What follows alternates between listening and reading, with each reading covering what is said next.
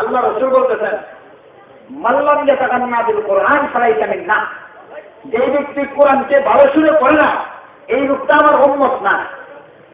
কোরআন শরীফকে ভালো সুরে পড়াতে, এটা শুনে তো আবার মাথা খারাপ হয়ে যাওয়া অনেকে। তো ভালো সুর মানে ওই রেডিওর মধ্যে যে কোরআন শরীফকে টান্না পিরামিড দশানের লম্বা করিয়া অক্ষরকে সুজা করে এরকম নাকি? এটার দোকানে ওয়াইদ আছে, ধমকি আছে।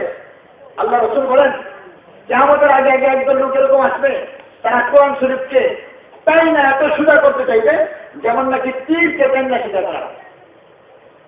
তাদের কোরআন শরীফ গলার উপরের দিকে উঠবে না, নিচের দিকেও যাবে না, অর্থাৎ ওগুলো হবে না, দিলের ভিতরে আসরও করবে না।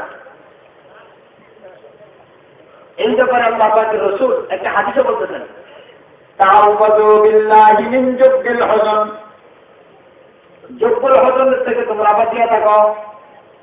সাহাবায়ে আমার করে ওয়ামা জুববুল হুজন, হুজুর জুববুল হুজন কি? قال واد في جهنم يتعبد منه جهنم كل يوم 400 مرة। জুববুল হুজন হলো জাহান্নামের একটা গর্তের নাম। এই গর্ত থেকে জাহান্নাম অর্থাৎ দুজক নিজের 400 বার পানা চাইবে। আল্লাহ গো জুববুল হুজন গর্তের থেকে আমাদেরকে পানা দাও, আশ্রয় দাও।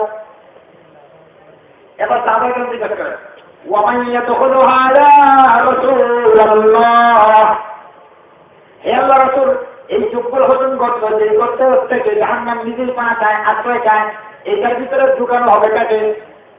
قال القراءون المراءون بأعمالهم, রাসূল বলেন ওই সমস্ত কারিগরদেরকে ঢুকানো হবে যারা কেরাত করতো মানুষকে দেখানোর জন্য, উদ্দেশ্য ছিল দুনিয়া, আখিরাত না। কোরআন শুধু সুন্দরতা করে দেখাতে পারে, এই সুরে পড়ার জন্য পায় নাই, অমুকের সুরে, তমুকের সুরে, রেডিওর সুরে, টিভির সুরে, এরকম না।